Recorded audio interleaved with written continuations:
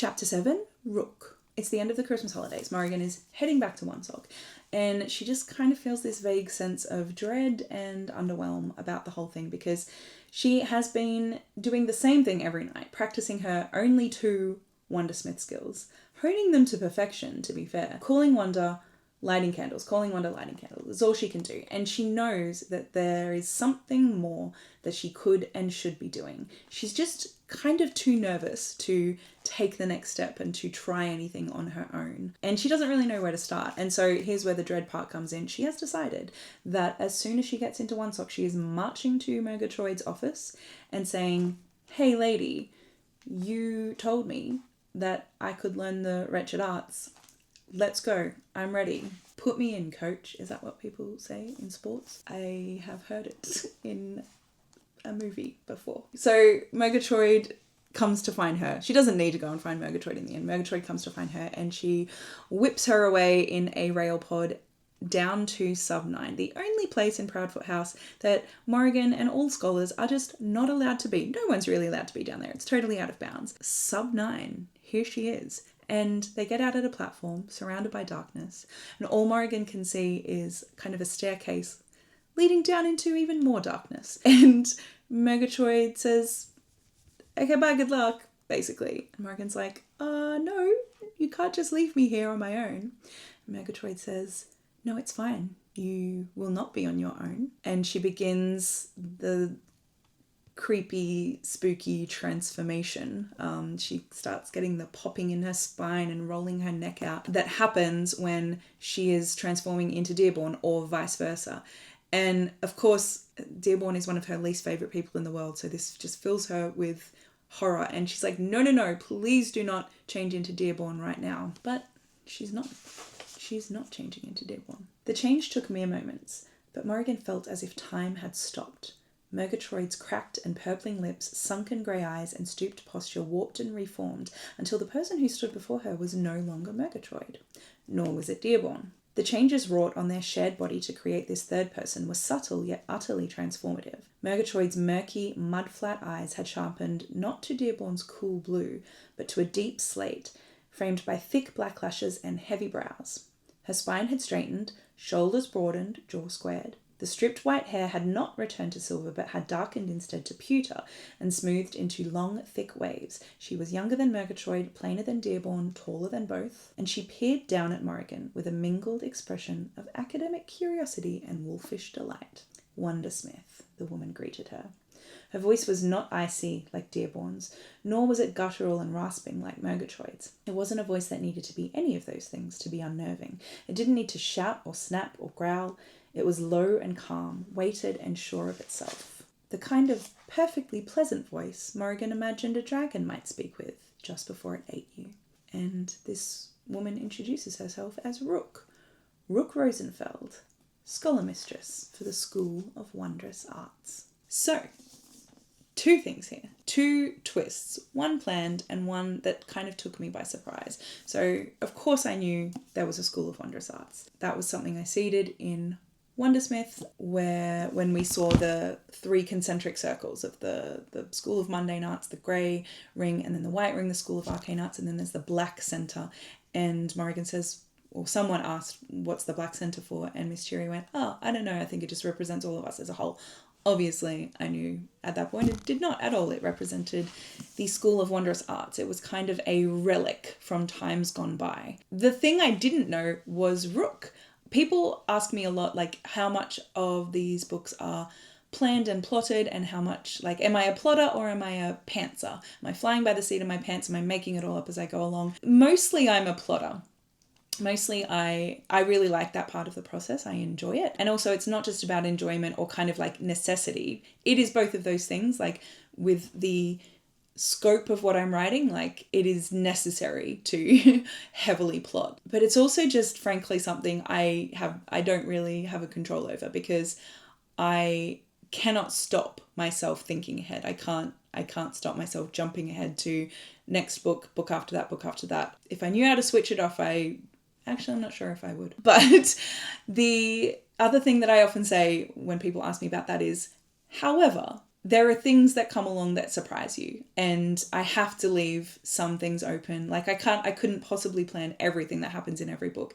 There are things that sort of come up as the books are being written. There are things that literally come up as I am writing the words on the page. And I think a lot of authors would say that, is that sometimes literally you will be writing a scene and something comes out of a character's mouth, or a character just appears on the page and you're like, where'd you come from?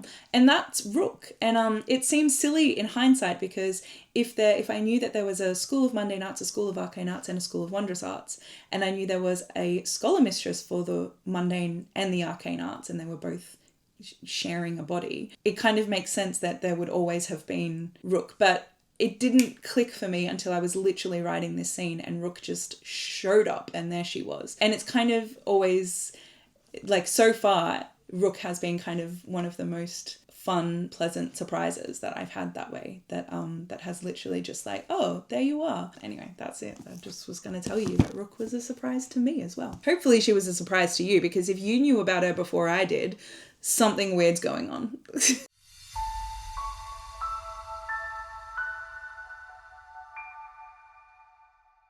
Chapter 8, Basement Nerds. So, Morrigan follows the spooky stranger down the darkened staircase and along a very long pitch black hallway. That's what she does these days. She's a Nevermoorian now. And they finally make it to this wooden doorway with a big stone arch over the top. And a sign begins to illuminate letter by letter. And it reads, "The School of Wondrous Arts," except the word wondrous has been kind of hacked to pieces. The second to last word had gashes and scorch marks all over it. It looked as if someone had tried to violently remove it, first with a blade or chisel of some sort, then with fire, and finally they had simply crossed it out and painted over the top. So it did say the School of Wondrous Arts, and you can still see that, but they've crossed out and painted over wondrous and put wretched. So this is like a relic from 100 years ago, when the Wondrous Society decided to erase and conceal all kind of evidence and all memory of Wundersmiths being this important, vital, respected part of the Wondrous Society. This is them rewriting history, essentially. And they found that for whatever reason they couldn't do it to this sign, so they just kind of did it in the best way they could. Not very well. Rook simply says, ignore the vandalism. And so they are here in this School of Wondrous Arts. So the school on Sub 9, it's only one floor. So the School of Mundane Arts and the School of Arcane Arts each take up 3 floors. But this one, Morrigan can tell that back in its day, it would have been even grander than those other schools. There's a long kind of marble hallway, and there are these rooms or these big chambers on either side, and there's just open archways leading to each one. And she sees that above each door there is just a word. Words like Kalani, Hamal, Zhang, Siskin. And then she starts to realise, I know some of these words. I know Siskin. Juno Siskin was a Wundersmith. She remembers from Onstold's Big Bad Book of Big Bad Wundersmiths, or whatever he called it. Juno Siskin, Kiri Kalani, all of these people were Wundersmiths. These rooms are named for Wundersmiths. And obviously because this is clearly where they were educated, in the School of Wondrous Arts. Some of the names that she recognises are Magnusson, Fortier Magnusson, who, according to Onstold, tried to stage a political coup. He occupied the Lightwing Palace for 70 days, taking the entire royal household hostage and starving half of them to death in the process. Williams, that had to be Audley Williams, Morrigan thought, the Wundersmith who supposedly invented the measles by accident. Vale, Vivian Vale, who'd lived for several ages as a hermit, trying to write the world's first objectively perfect song, but instead wrote one that went down in history as the most annoying earworm of all time. And she thinks, yeah, he said a bunch of stuff about Odd Boy Gemity too. And I know how that turned out. You know how that turned out. We talked about that in last week's video, the week before. Anyway, doesn't matter. So we know that a lot of the stuff in Onstold's book was propaganda and lies. And Morrigan thinks, is that the same case here? Like, was it all lies about Magnusson and his political coup, and Vale and her terrible earworm, and what's his face and the measles?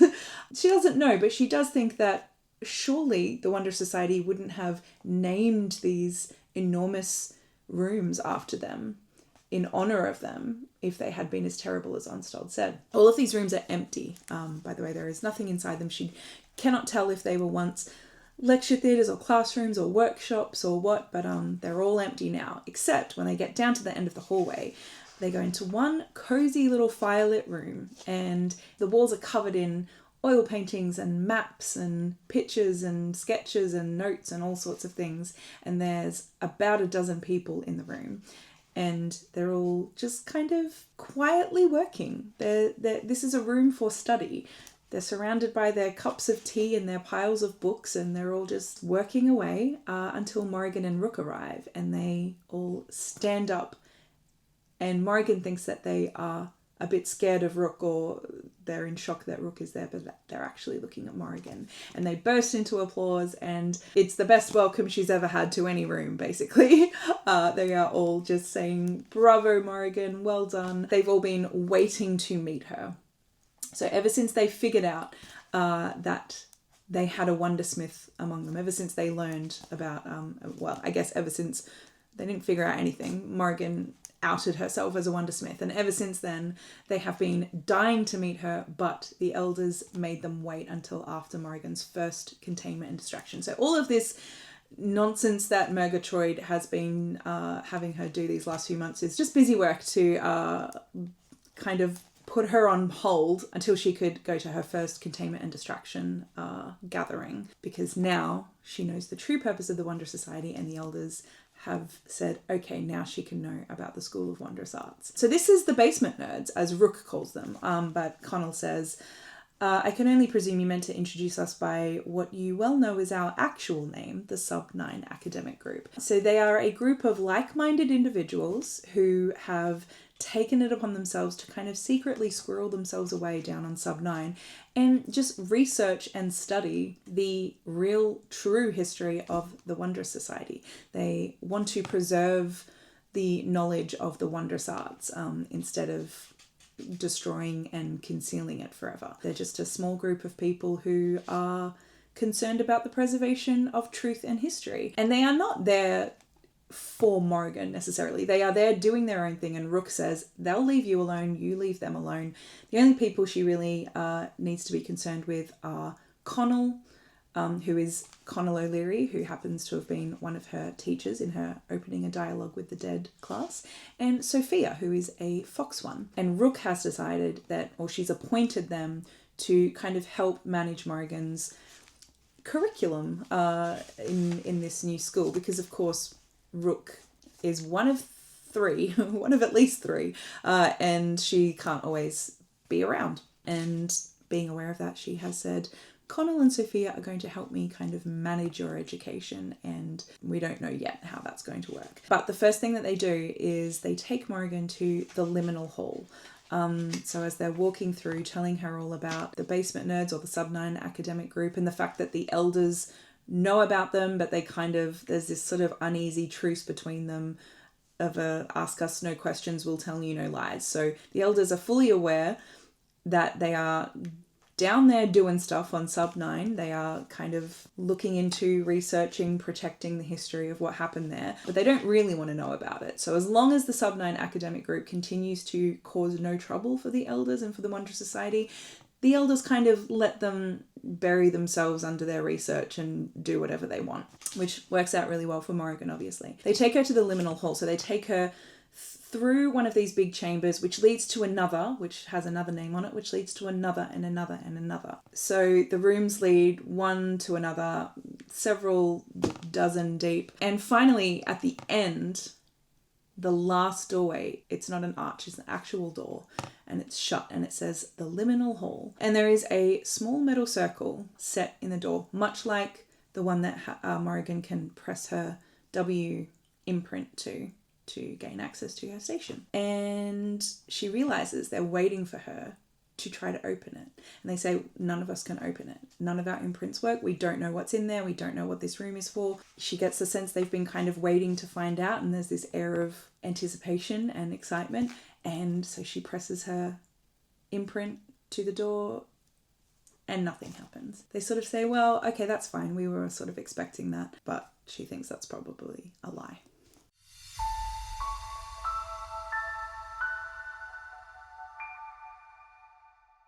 Chapter 9, The Book of Ghostly Hours. So, once again, Morrigan's scholarly life has transformed for the better. She does have to go on pretending that she's still in the School of Arcane Arts just for the benefit of everyone else in the society. But she's allowed to tell Miss Cherry, her conductor, for practical reasons. She is allowed to tell everyone in her unit because they've sworn an oath and they are loyal to each other, and so they are bound by unit loyalty to keep each other's secrets. So she tells them everything, of course, and she's also allowed to tell Jupiter because obviously, again, practicality, he's her patron, and she's absolutely delighted to have this secret that she can share, that she knows something about the Wonder Society, she knows a secret that he doesn't.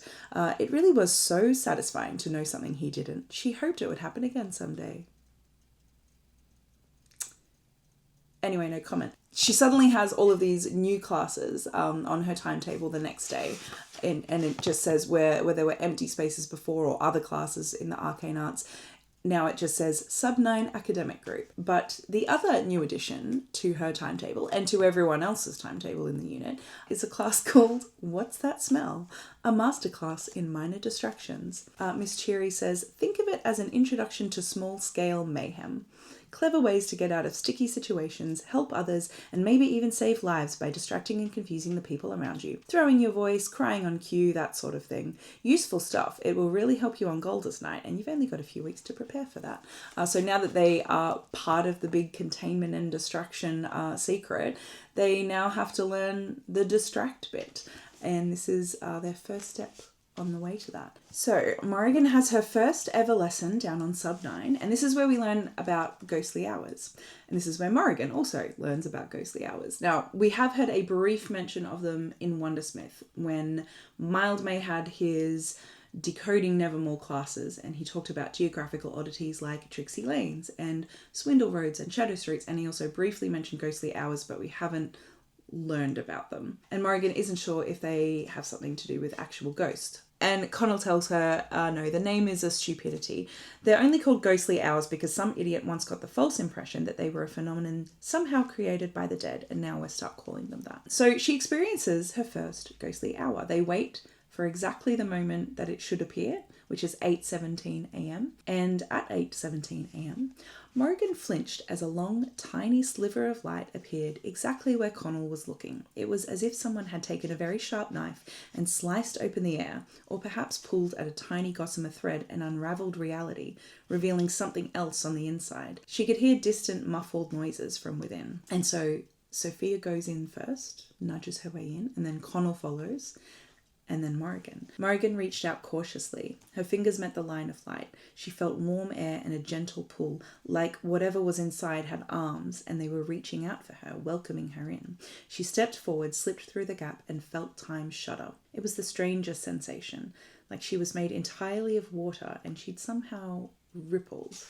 And so she goes in and they experience this scene that plays out in front of them. There were all of these people who are clearly Wundersmiths from the past, and they're doing their kind of morning group warm-up, just sort of displaying all of these interesting skills. One guy plucks a shadow from the wall and drapes it over himself, and another one does a bunch of imitations using all of her friends or colleagues or fellow Wundersmiths' voices and walks and mannerisms and so on. And it's fun, and it's clearly something that they do all the time, and they're enjoying themselves. And Morrigan has never seen these incredible things before. And interestingly, as they are performing these little tricks, little words appear in the air around them. Words like veil, weaving, and masquerade. So these are the names of wondrous arts. And Sophia says, the person who created this ghostly hour has annotated it, so we would know what we're looking at.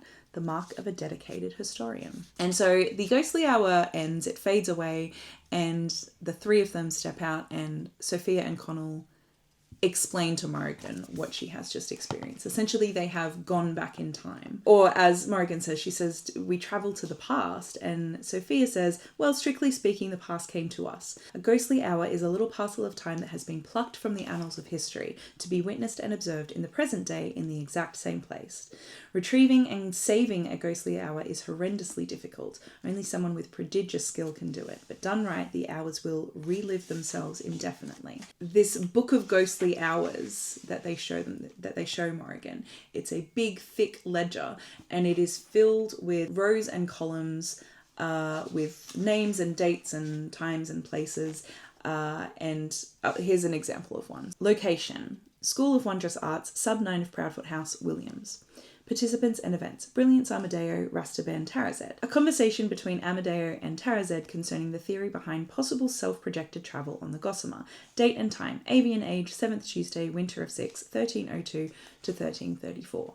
And there's a little looping A. The A with the circle means that they are annual, which means that this one little parcel of time will show up on the same day at the same time every year reliably, and it will just happen that way every single year. There's another kind of ghostly hour that has a little looping arrow, and what that means is that it is a looping ghostly hour, so it will just, instead of showing up at the same day, same time once a year, it will just perpetually loop. So you can step in and out of that ghostly hour. It is always there. And you can just go in and relive it and relive and relive it. So this was a teaching tool, they explained to her. And these ghostly hours, a lot of them have been there for ages and ages and ages, because they have always been a useful teaching tool for Wundersmiths to kind of learn from Wundersmiths past. They've always had this school. There were only ever 9 of them. And so a very handy way for them to teach younger Wundersmiths would have been to say, okay, well, we've recorded these little lessons from many, many hundreds of years ago, and you get to learn from all of the Wundersmiths throughout history. And now Morrigan is benefiting from that. So Rook and Connell and Sophia, ever since they learned that there is a new Wundersmith in town, they've been combing through the Book of Ghostly Hours and picking out all of the most useful, age-appropriate, skill-level appropriate lessons that Morrigan will be able to do. And they have set this entire agenda for her, and they will bring her there every day and give her all of the classes that she needs to learn from these Wundersmiths in the past, which is the most exciting thing that Morrigan could possibly have imagined, that suddenly she has this enormous treasure trove of all of these lessons from all of these many, many Wundersmiths. She's gone from famine to feast as far as learning the wondrous arts goes. And the other interesting tidbit that she learns here is that the person who created the Book of Ghostly Hours, the person who has meticulously gone back through time and recorded all of these ghostly hours in this ledger, is Professor Onstold. So Morrigan learns that all of this is possible through the wondrous art of tempers, which Sophia describes as the manipulation of time in various ways, moving through it, recording and preserving it, looping it, shrinking it, stretching it, which obviously makes Morrigan think of Professor Onstold, who could stretch time. She had experienced that for herself. And she finds it kind of ironic that this guy who absolutely hated the Wundersmiths should have this knack that so closely resembled at least part of a wondrous art. And here is where Morrigan receives a few truth bombs from Sophia and Connell. First of all, that Professor Onstold's knack wasn't stretching time. They don't even remember what his knack was. He was, in fact, one of the 9 founding members of the Sub-9 academics group. Those 9 founding members, many, many, many years ago, after all of the Wundersmiths, including Squall, were gone from Nevermoor, they realised that with the Wondrous Society destroying all records of this very important part of Nevermoor history, someone needed to step in and protect it and make sure that it was kept for future generations. Otherwise, the knowledge of all of these wondrous arts would be gone. And so the 9 of them each took on one of the 9 wondrous arts and decided to devote their lives to studying and learning it if they could. And a lot of them gave up because it was way too horrendously difficult. Some of them gained some amount of proficiency, including the guy who we now call Saint Nicholas, which Morrigan had suspected because in this last Christmas Eve battle, she was watching his ability to use fire, and now she has this fresh knowledge of exactly what it takes to manipulate fire the way that he does so every Christmas Eve. And she knows about the wondrous art of Inferno, and she had this brief moment of wondering, could he be a Wundersmith? Is that crazy of me to think that? And now she has confirmation. No, he wasn't a Wundersmith, but he was one of the founding members of the Sub-9 academic group, and he devoted himself to learning Inferno, which he managed at least in part. Another one was the woman we now call the Yule Queen, whose name we learn is Stellaria, who devoted herself to learning weaving, which is why she can do a lot of the cool tricks that she is able to do. And of course, Onstall devoted himself to learning Tempest, and that is how they have been able to record all of these ghostly hours, and also he has even created a few ghostly hours himself. He never fully mastered the entire scope of Tempest because it's kind of impossible for anyone except a Wundersmith to do that. But Morrigan didn't even realise that a non-Wundersmith could learn these arts. And Connell says, yeah, anyone can learn the wondrous arts. But Sophia sort of corrects him and says, well, anyone can learn a wondrous art, at least in part. And it's horrendously difficult, and they basically have to obsess over it for their entire lives to be able to get even that far. What Connell says is, for us ordinary people, trying to learn a wondrous art is like trying to learn an incredibly complex language when you don't know anyone else who speaks it and have never heard it spoken aloud. And Morrigan sadly has to admit that she's not very good at learning languages. Sophia came closer and sat right in front of Morrigan, looking at her intently. He said that's what it's like for ordinary people to learn a wondrous art. For a Wundersmith, it's more like suddenly remembering you've been able to speak another language all along. And so learning that Professor Onstall had dedicated so much of his lifetime to learning one of the wondrous arts that at one point he hadn't been this bitter, hateful person who absolutely loathed the Wundersmiths. At one point he was invested enough in Wundersmith history and in the preservation of Wundersmith history that he formed this group to make sure that that knowledge was protected and that it would be there for future generations. At one point, he can't have hated the Wundersmiths. And so Morrigan is so perplexed by what happened to make him do a complete 180. And Connell says, I knew this man. Like, he studied under him, I guess, in the Sub-9 academic group. And Connell says, look, we know that Onstall was like that as he got older. He just flipped a switch somewhere along the way. But that Hemingway Onstall bore no resemblance to the one I used to know. The Hemingway I knew, my friend, was as passionately interested in the lives of the Wundersmiths as I am. But something changed in him. Couldn't say what exactly, because the stubborn, angry old fool left the group one day and never spoke a word to any of us ever again. The mystery of Hemingway Onstall deepens. The plot thickens. The thick plottens.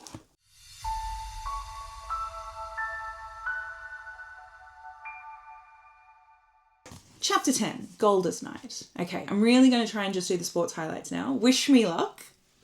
We'll see how I go.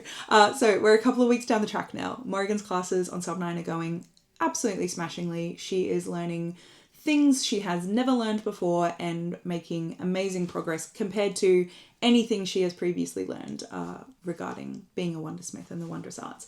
So that's fine. Put that aside. We now come to Goldest Night, which of course is the big event that is supposed to distract the Nevermorian public from the whole scaly sewer beast breeding season extravaganza situation. And with Unit 919, because this is their first ever introduction to what it is to be involved in the whole containment and distraction mission, they have each been paired with an older kind of mentor, like an older scholar who is going to be with them wherever they are stationed in the city and just kind of guide them through and ease them into the entire notion of containment and distraction. Unfortunately for Morrigan, her mentor is Eloise Redchurch, who is not very helpful and in fact is just her usual horrible, bullying, obnoxious self. And she is trying to goad Morrigan into using her powers, into doing the fire-breathing thing that she had seen her do previously. And Morrigan's like, why do you want me to do that? Last time I did that, I burned you. But she does it anyway, and Eloise is being her usual awful self. And she also brings up Alfie Swan, her boyfriend, who lost his knack. And she says, that should have been you. And just as Morrigan is trying to find the right words to ask her about Alfie and how he is and what's happening with him, they are interrupted by a loud bellowing sound. And Morrigan looks to see an enormous bear one ambling down the street towards them. And she realizes it's Brutalist Brown. It's someone they know from the society. Brutalist Brown is Thaddea's wrestling coach. But there is something very wrong with Brutalist. He was behaving like a bear. The last time Morrigan had seen him, he was calmly telling Thaddeia where she'd gone wrong in her last match. He'd been standing on his hind legs, carrying a clipboard, wearing lycra for crying out loud. Now he was tearing through rubbish bins, throwing their contents all over the ground, snorting and grunting like a rogue grizzly at a campsite. And Morrigan, of course, thinks of Christmas Eve and what she saw with Javella de Flimsey, the leopard one on the Wonderground, the way she prowled the length of the carriage, sniffing the air just like Brutalist was now, and how she lunged for baby Dave with that vacant, vicious look in her eyes. And so she immediately gets the urgency and danger of this situation in a way that Eloise just hasn't cottoned onto yet. And she convinces the other girl, we've got to run, we've got to hide, we've got to cause a distraction, we don't want to be seen by this guy. And she is proven right when he does see them. He sniffed the air again, then he stood up on his hind legs, bellowing, and Morrigan was absolutely certain his eyes flashed a bright, glowing green, tossing his enormous head back and forth wildly, as if he had some creature in his jaws and was trying to snap its neck. Brutalist ran straight at Morrigan and Eloise, bounding down the street on all fours. And Eloise just kind of collapses to the floor and is frozen, but Morrigan runs knowing that the bear is chasing after her, and she thinks, well, at least Eloise might get away. And she's running through the streets, frantically trying to figure out how she's going to get away from a huge running bear pelting at full speed. She knows that she cannot outpace this guy, so she has to outsmart him. And she's looking for things that might help her in some way. And she sees a Trixie Lane, a red alert. A red alert Trixie Lane meant high danger trickery and likelihood of damage to person on entry. Morrigan had to make a choice. Risk unknown danger down a Trixie Lane or the absolute certain danger that when her body tired out, she would be mauled by a vicious 9-foot bear one with claws the size of pocket knives. And so she makes a choice. She runs into this Trixie Lane and instantly she is inundated with water. It's like this Trixie Lane contains an ocean, a tumultuous ocean, and this ocean is trying to drown her. And she's fighting against it, and then she remembers the thing about a Trixie Lane is that you have to lean into whatever trick it's trying to play on you before it will let you go. And that's the information that she has over Brutalist Brown. She knows this, and so she can get away from him. And she decides to just let it kind of take her. She stops fighting the waves and trying to get away from them, and she dives into them instead. And in the midst of all of this, she feels claws swipe at her leg, and she sees a cloud of blood in the water, and she sees the flash of those green eyes, and she is drowning. All she can do is let herself drown, and finally the ocean lets her go. It whooshes out of the alley, and she is left there soaking and injured and losing a lot of blood and slowly losing consciousness, or quite rapidly, in fact, losing consciousness. She closed her eyes, leaning back against the brick wall. Her breaths came in short, shallow bursts. She was so tired. She just wanted to sleep, just for a minute. Her eyes fluttered open, then closed again. The night grew dim and silent. That was kind of the sports highlights. That was kind of.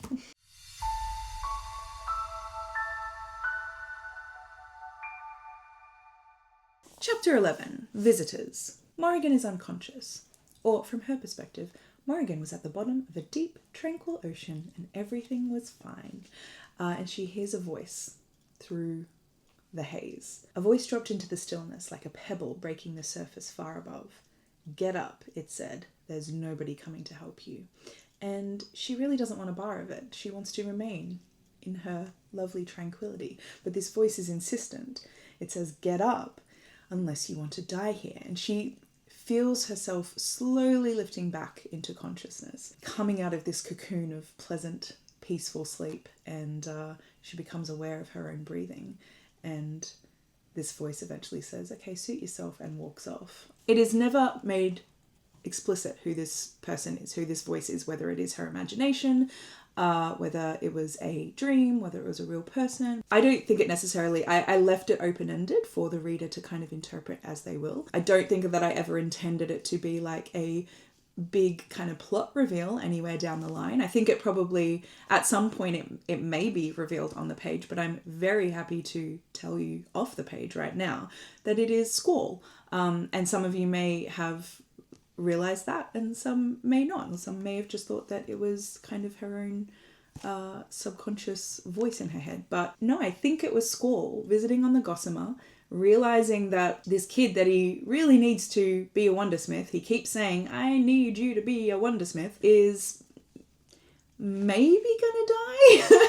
Maybe she's gonna bleed out. I don't think she was necessarily in danger of that, but it kind of looks like she's gonna bleed to death on the streets of Nevermoor. And he hangs around for just long enough to see that she is coming back into a conscious state, and then he gets out of there. So if you were wondering, that was Ezra Squall. She doesn't realise that. I don't think she even remembers it when she's fully awake. But she is massively in pain, massively losing blood, but she realises no one is coming to help. The voice was correct. No one's coming to help her. And so she has to help herself, and she drags herself up and painstakingly starts walking until she runs into one of the teams from the Beastly Division with Gavin Squires and, luckily, with Thadia. At this point, she is completely about to collapse. So Thadia notices that her leg is bleeding and she says, "It's just a scratch." Morrigan had always wanted to say that about an injury that was demonstrably not a scratch. Honestly, same. It's one of those things that if you ever get the opportunity, you gotta have that line tucked up your sleeve ready to go.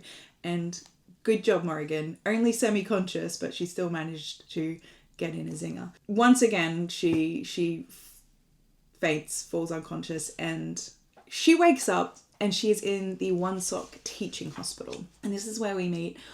Again, I know I say this about a lot of characters, but truly I think Nurse Tim is one of my favourite characters to write. He is so much fun to write. I love writing in his voice. And I think the reason I love him so much is that he's kind of like, he's a typical like medical worker, right? He's a typical nurse in that, like, if you've ever been to hospital, whether you broke your leg or had an accident, like whatever it is, usually if you're in hospital, it's kind of the worst day. It's not a good day for you and it's not a normal day. But then there are always nurses who, this is just a Tuesday for them. This is just a normal day. Oh, like your leg has been half severed and it's hanging, like, oh, you've broken your ankle and it's the bones poking out. Oh, okay, cool. I'm going to go on my lunch break in 5 minutes. So he has this mix of like just that absolute, he's completely unflappable and also completely unimpressed. And he puts Morrigan's nearly drowned to death, chased by a bear, mauled by a bear, lost heaps and heaps of blood. He puts that on a level with Mrs. Rooper, who slipped getting out of the bathtub. It's like, we're all having a bad day. You're all having a bad day. And so, yeah, it's a combination of being just like a typical nurse and also things happen in the Wondrous Society. Sometimes you slip getting out of a bathtub and sometimes you get mauled by a bear one. It's a lottery. Jupiter comes. Obviously, he's absolutely out of his mind with worry, but Morrigan's fine. So all's well that ends well. She spends the next week in hospital, including her 13th birthday, and has various visitors coming through, including Dame Chanda and Jupiter, who come back in because only members of the Wondrous Society are allowed to come to the One Sock Teaching Hospital. So Jack can't come, Martha can't come, etc. Dame Chanda and Jupiter come and they bring gifts on behalf of everyone at the Hotel Deucalion. And Morrigan, of course, has told them all about what happened. And it turns out Brutalist Brown cannot be found anywhere. He has disappeared. And she points out that Javella de Flimsey was found unconscious somewhere. Could he be unconscious? Is this the same thing? I saw those green eyes again. And she also mentions this to Hawthorne, who says, I didn't see any green eyes. When she says, oh, you know, it was the same as what we saw on the Wonderground on Christmas Eve. And Hawthorne's pretty adamant that he did not see any green eyes. But it's becoming quite clear that these two incidents must be connected somehow. By the end of the week, the novelty of being in hospital has very much worn off, and Morrigan finally gets to leave.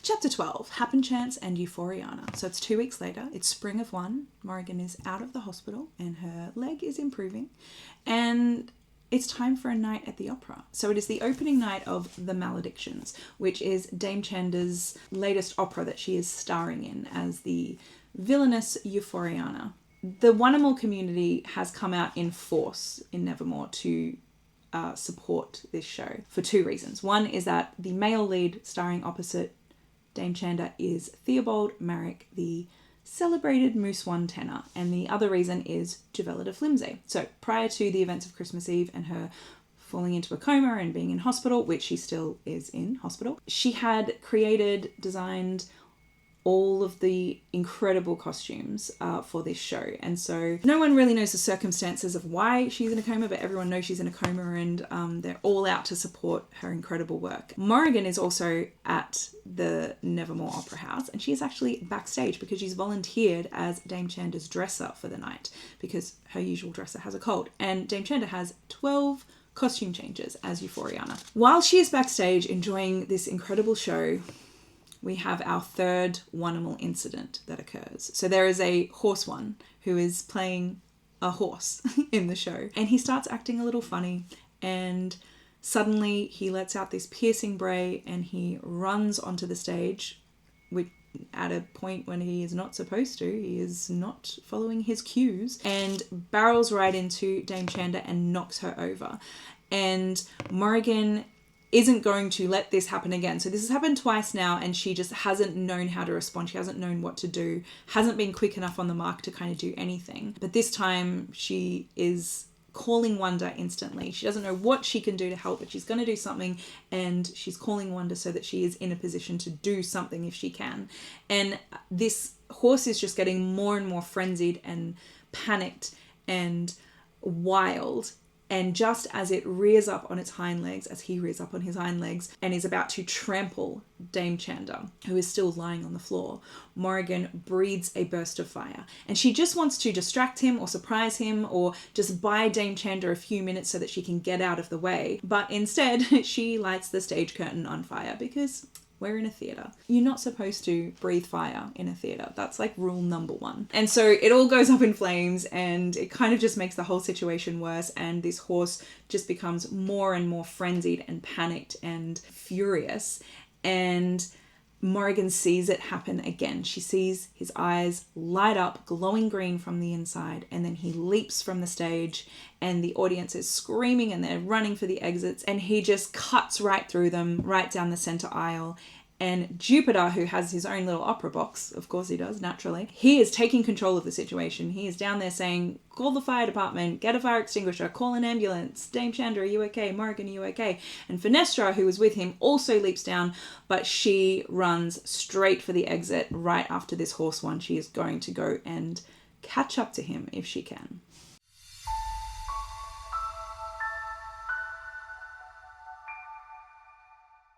Well, that is it for the recap of last week's chapters. This week we are cracking on with chapters 13 to 25, so the next 13 chapters of Hollowpox, and we're coming to the end. The end is in sight. SILVERBORN is only 2 weeks away, so we've got 2 weeks to finish Hollowpox. Now, in case you missed it, on my Instagram the other day, so obviously this is not coming out on Sunday, as I said they would all come out on Sunday, but to let you know, in case you missed it on my Instagram stories, for the Hollowpox videos these last few weeks, the video recaps will be coming out either Tuesday or Wednesday every week. And that's just because the chunks of chapters are getting bigger, and so it just takes longer to film. And also, basically, there's just a lot on in the next couple of weeks. And so I will need those kind of extra dates. Now, 2 things. One is that next week, I will probably be announcing the third and final giveaway of the read-along straight away rather than waiting for the week after, just because I will probably want to announce the winner in that final week's video. And I will also let you know next week the details of the live Q&A event that I'm going to do. And I will be doing that with my friend Jeremy Lachlan, who is the author of the Jane Doe Chronicles, and I'm really looking forward to having a chat with him and answering your questions and chatting with you as well. Yeah, I just gotta figure out how to do that. I've never done it before, but you know what, we'll muddle through, it'll be great. And was there another thing? Was there a third thing to tell you? No, I think that was all of them. Actually, no, there's obviously the thing I'm waiting for. I did kind of rush through those last couple of chapters, but it was just because I was so excited to get to this bit, which is the announcement of the winner of these bad boys. The 3-book special edition hardcover set. Brand new and shiny. And also, of course, these cool patches to go with them, courtesy of Hachette. So here's the winner. Here is the name of the winner. I haven't actually chosen that person yet, or I'm doing it randomly, but I haven't got the winner yet. So this is that person's name. Congratulations, this person. These are going to be yours. You just need to contact me, probably via DM on Instagram is the best way to do it, because there doesn't seem to be a messaging function on YouTube. And yeah, we'll work it out. I worked it out with the last winner. I will announce the next giveaway next week. And yeah, chapters 13 to 25. Let's go. Let's do it. We're nearly home.